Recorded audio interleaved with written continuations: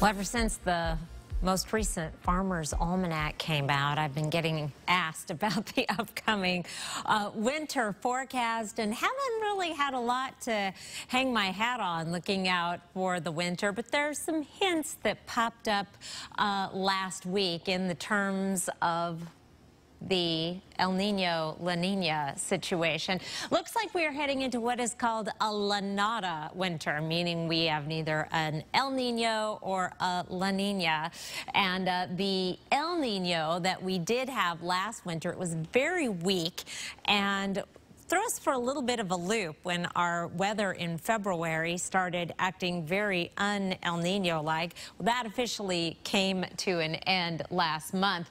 Now the scientists at the Center for Climate Prediction say there is a 75% of what they call an ENSO-neutral fall. ENSO stands for El Nino Southern Oscillation. So that is that presence of either warmer than average sea surface temperatures in the equatorial Pacific, El Nino, or the opposite, La Nina, cooler than average sea surface temperatures in the equatorial Pacific. And that, of course, affects weather patterns worldwide, usually in a fairly predictable way in the inland Northwest, with the exception of last winter, and an above average chance that those neutral conditions will continue through the winter. Maybe a weak La Nina developing, but it looks like that's not going to have much of an impact on our winter.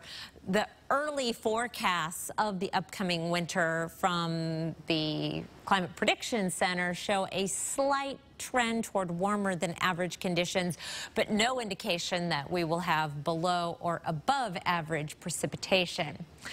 So the bottom line is, not really quite sure about the upcoming winter, but I can tell you that the upcoming week is going to be cool, particularly tomorrow. Here's a look at our temperature trend over the next week.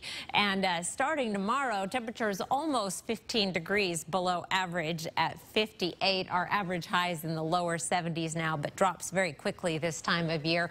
We are going to be up into the 60s through the weekend, and then getting potentially up into the 70s this time next week, but that remains to be seen.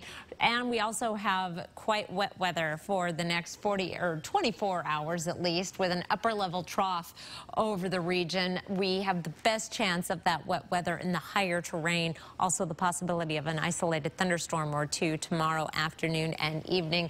This upper level trough will move off to the east for Thursday and Friday, but lingering instability behind it will keep that chance of some mountain showers going right on through the end of the work week while we dry out for Thursday and Friday here in town and warm up a little bit. Not quite back up to average on Thursday and Friday, but we'll be in the mid-60s.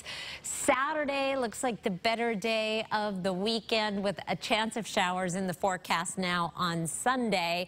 Monday, fall officially starts actually just after midnight, early Monday morning.